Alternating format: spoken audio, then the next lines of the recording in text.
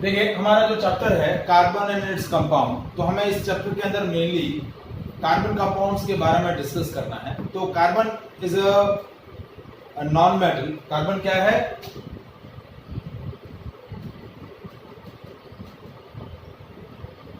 Element है और उस एलिमेंट के अंदर कैसा है? नॉन मेटल है।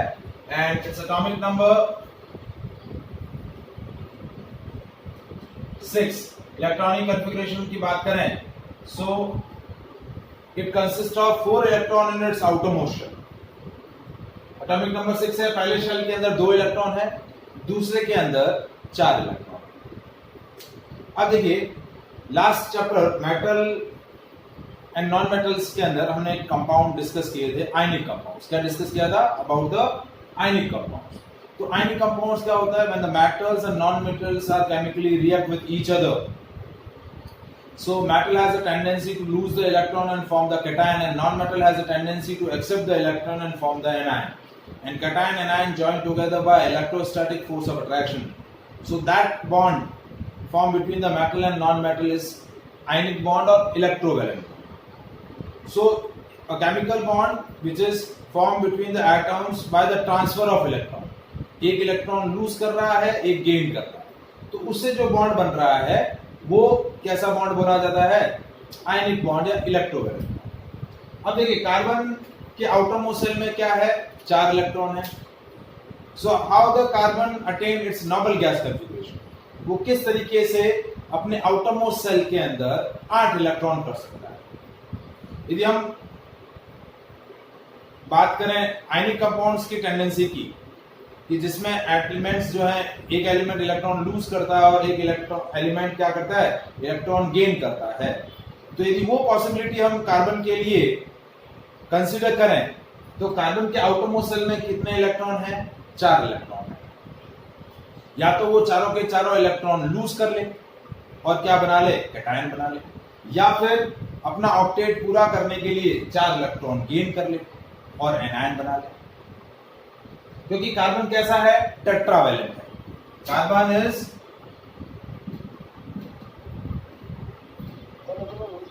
टेट्रावैलेंट इन नेचर, मतलब इसकी वैलेंसी कितनी है? 4।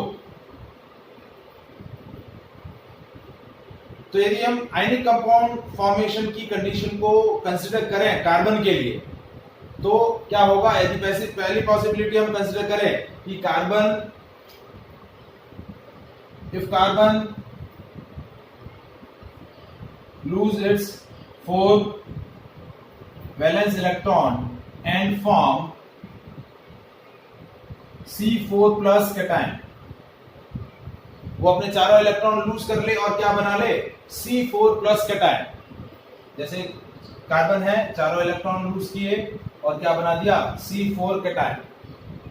But that process require large amount of energy, क्योंकि किसी भी न्यूट्रल एटम से इलेक्ट्रॉन लूज करवाने के लिए या इलेक्ट्रॉन रिमूव करवाने के लिए बहुत ही ज्यादा एनर्जी चाहिए, and that energy is not possible at a normal level. क्योंकि एक इलेक्ट्रॉन लूज करना है तो एनर्जी मिल जाएगा, लेकिन 4 इलेक्ट्रॉन लूज करने हैं तो बहुत ज्यादा एनर्जी चाहिए। तो नॉर्मल स्केल पर उतना एनर्जी मिल नहीं पाएगा कार्बन को कि वो अपने चारों इलेक्ट्रॉन लूज कर ले और C4 प्लस कैटायन बना ले, विच इज नॉट पॉसिबल। तो इसलिए वो कैटायन नहीं बना सकता, इलेक्ट्रॉन लूज नहीं कर सकता। क्या कह रहे हैं बेटा?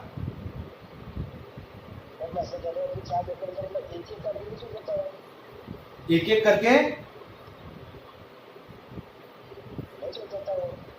बट एक एक करें तो भी इलेक्ट्रॉन लूज करवाने के लिए एनर्जी चाहिए ना। ऐसे तो इलेक्ट्रॉन लूज नहीं कर पाएगा।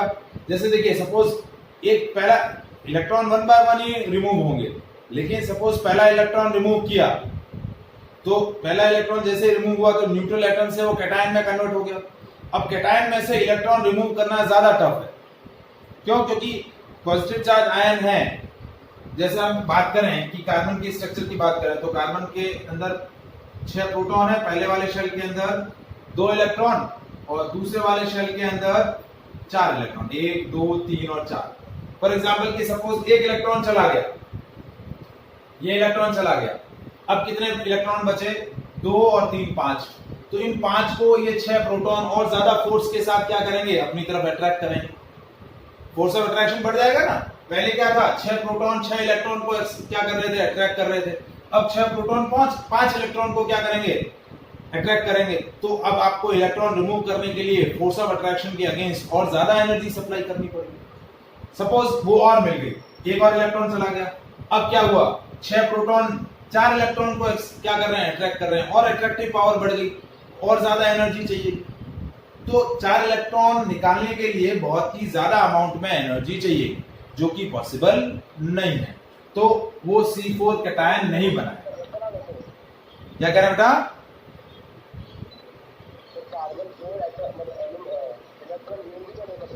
हाँ। अब दूसरी पॉसिबिलिटी क्या होगा कि if carbon gain 4 electron and complete it's octet, suppose किसी तरीके से वो 4 इलेक्ट्रॉन एक्सेप्ट कर ले, C and 4 electron and 4 C4 anion, क्या बना ले, एंड फॉर्म C4 anion।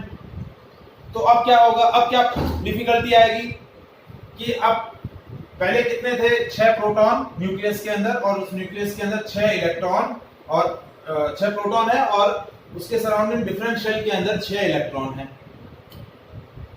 तो 6 प्रोटॉन 6 इलेक्ट्रॉन को क्या कर रहे हैं, बाइंड करके रखे हुए। अब सपोज उसने 4 इलेक्ट्रॉन एक्सेप्ट कर लिए, 1 2 3 और ये 4। तो अब क्या हुआ, now 6 proton cannot hold 10 electron, क्योंकि अब कितने इलेक्ट्रॉन हो गए, 10 इलेक्ट्रॉन हो गए। प्रोटॉन कितने हैं, 6।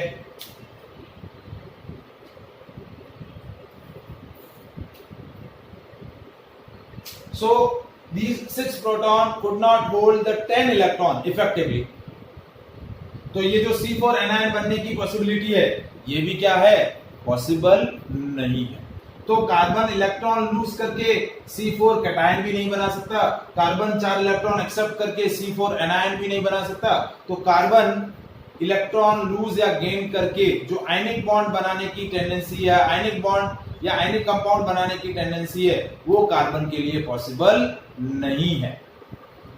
So carbon never form ionic compounds by losing the electron और बाय गेनिंग द इलेक्ट्रॉन। ना तो उसमें C4 कैटायन बनाने की कैपेसिटी है, ना ही C4 एनायन बनाने की उसके अंदर कैपेबिलिटी है। दोनों पॉसिबिलिटी कार्बन के लिए पॉसिबल नहीं है। So carbon overcome this problem by sharing it's 4 outermost shell electron with the other atoms. और इलेक्ट्रॉन की शेयरिंग से ये जो बॉन्ड बनेगा, तो फिर कार्बन किस तरीके का बॉन्ड बना रहा है, अब ना तो लूज कर रहा है ना गेन कर पा रहा है, तो वो क्या करेगा, अपने ये आउटरमोस्ट सेल के 4 इलेक्ट्रॉन जो है वो क्या करेगा, शेयर करेगा। क्या करेगा, शेयर करेगा। और इलेक्ट्रॉन की शेयरिंग से जो बॉन्ड बनेगा वो बॉन्ड क्या बोला जाएगा, covalent bond. So carbon never form ionic compounds, it will form covalent compound. तो कार्बन के मैक्सिमम जो कंपाउंड्स होते हैं वो कैसे होते हैं, कोवैलेंट इन नेचर। उनके बीच में कौन सा बॉन्ड एग्जिस्ट करता है, कोवैलेंट बॉन्ड। ठीक है, तो हाउ कैन वी डिफाइन, तो कार्बन कैसे कंपाउंड बनाएगा, covalent compound. Is it clear, समझ में आया? Yes sir. ये पॉइंट क्या था, that how carbon will attain it's normal gas configuration, how it will attain, how it will complete its octet। तो ना तो इलेक्ट्रॉन लूज करके ना ही इलेक्ट्रॉन गेन करके, वो अपने वैलेंस शेल के इलेक्ट्रॉन्स दूसरे एटम्स के साथ शेयर करेगा, और 4 इलेक्ट्रॉन शेयर करेगा अपने दूसरे 4 इलेक्ट्रॉन्स के साथ, और क्या बनाएगा, कोवैलेंट बॉन्ड। तो what is covalent bond, a chemical bond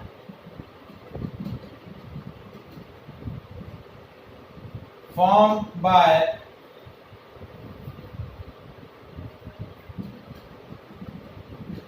sharing of electrons between bonded atoms. जो भी एटम्स एक दूसरे से केमिकल कॉम्बिनेशन कर रहे हैं, एक दूसरे से बॉन्ड बनाने की टेंडेंसी रख रहे हैं, वो बॉन्ड किस तरीके से बनाएंगे? By the sharing of electrons. तो वो बॉन्ड कैसा बोला जाएगा? Covalent bond. And the compound form is known as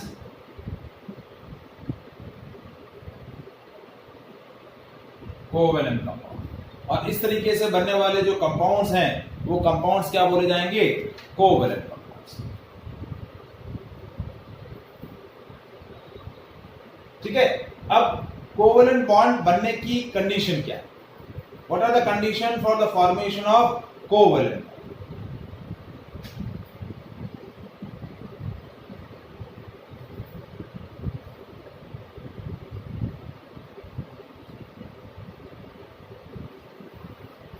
हाँ जी, आप में से कोई बता पाएगा कि कोवैलेंट बॉन्ड बनने की क्या कंडीशन है?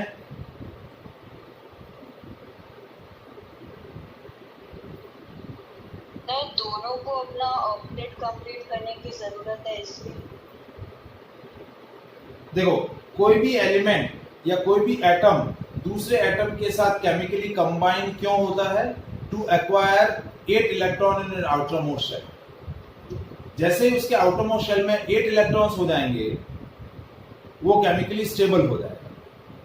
वो कोई भी सब्सटेंस किसी दूसरे सब्सटेंस से रिएक्ट, या कोई भी एटम या कोई भी एलिमेंट दूसरे एलिमेंट या एटम के साथ रिएक्ट क्यों करता है? क्यों? क्योंकि उसके आउटर मोस्ट शेल में 8 इलेक्ट्रॉन नहीं है, वो स्टेबल नहीं है, अनस्टेबल है। तो to attain the stability, to complete the octet in its outermost shell, it has a tendency to react chemically. तो इसलिए वो क्या करता है? केमिकली रिएक्ट करता है। अब कंडीशन क्या है कि जो भी कंबाइनिंग एटम्स होंगे, उन कंबाइनिंग एटम्स के पास इतने सफिशिएंट इलेक्ट्रॉन्स ना हो कि वो उनको लूज कर सके या फिर गेन कर सके। They do not have a sufficient number of electron to lose और गेन। तो अब उनके पास क्या कंडीशन बच जाएगी कि वो इलेक्ट्रॉन शेयर ही कर सकते। तो क्या होना चाहिए? Combining atom should have 4 to 7 electron in its valence shell. उनके आउटरमोस्ट शेल में 4 से 7 वैलेंस इलेक्ट्रॉन होने चाहिए। या तो 4 होने चाहिए, या 5 होने चाहिए, या 6 होने चाहिए, या फिर 7 होने चाहिए।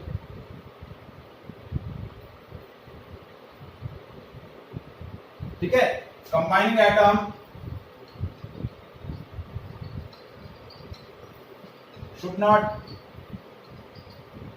have lose or gain the electrons। ना तो इजीली इलेक्ट्रॉन लूज कर सके, ना ही इलेक्ट्रॉन गेन कर सके।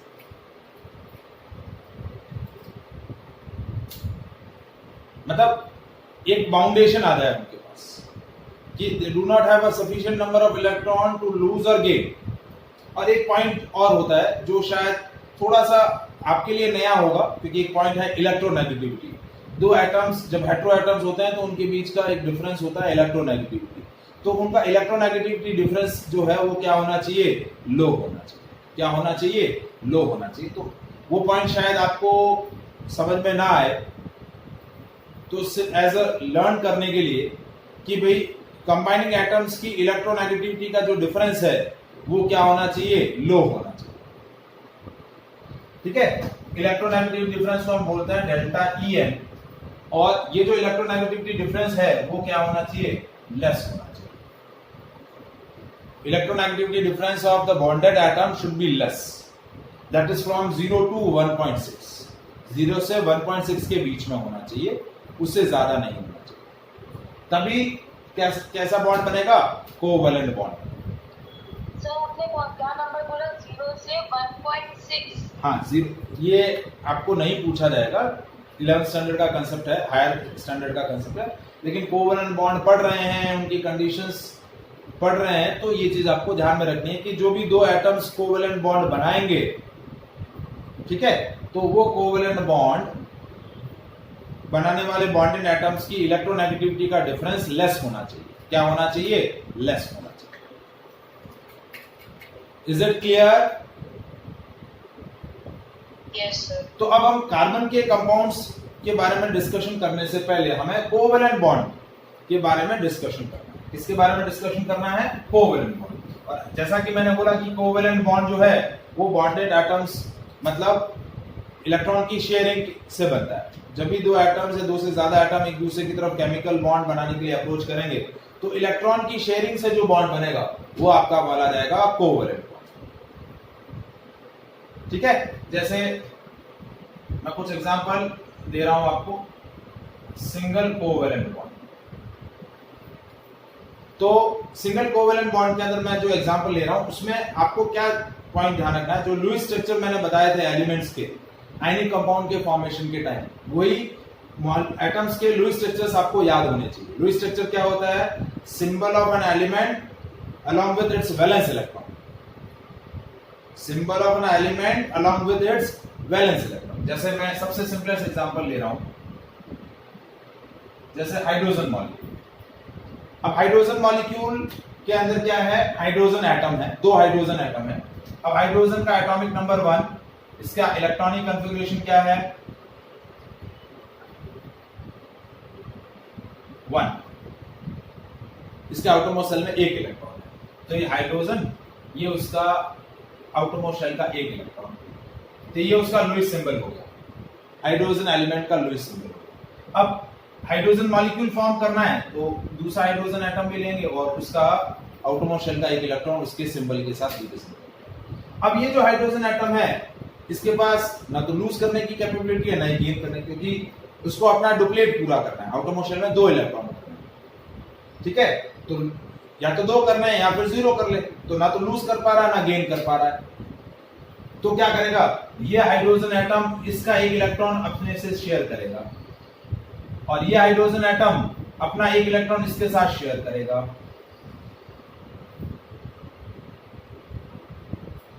तो ये दोनों एटम इन दोनों के बीच में क्या हुए?